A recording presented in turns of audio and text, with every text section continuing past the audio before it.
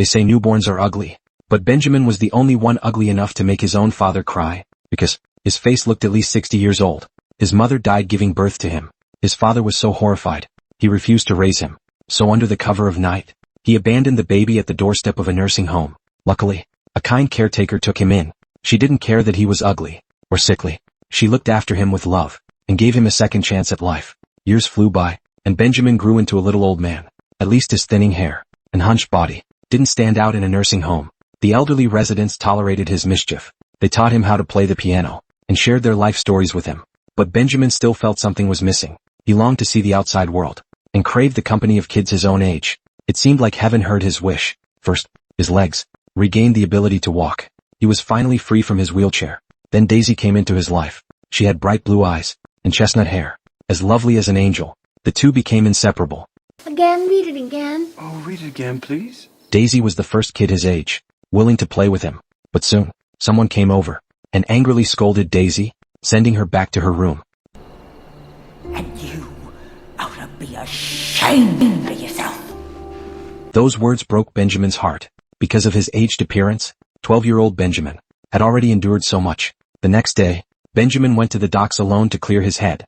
He happened to see a captain looking for sailors, but no one was signing up. Rumor had it the captain never paid wages, but Benjamin took the job anyway. Once at sea, Benjamin worked his tail off. He volunteered for all the dirty and exhausting tasks. It was the first time he experienced a different kind of life. The captain really liked this hard-working little old man. When he found out Benjamin had never been with a woman, he did something rare, paid out of his own pocket to treat him to a good time.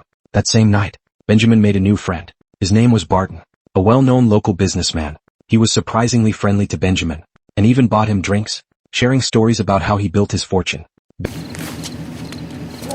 Benjamin, would you mind if, time to time, I stopped by and said hello? Anytime.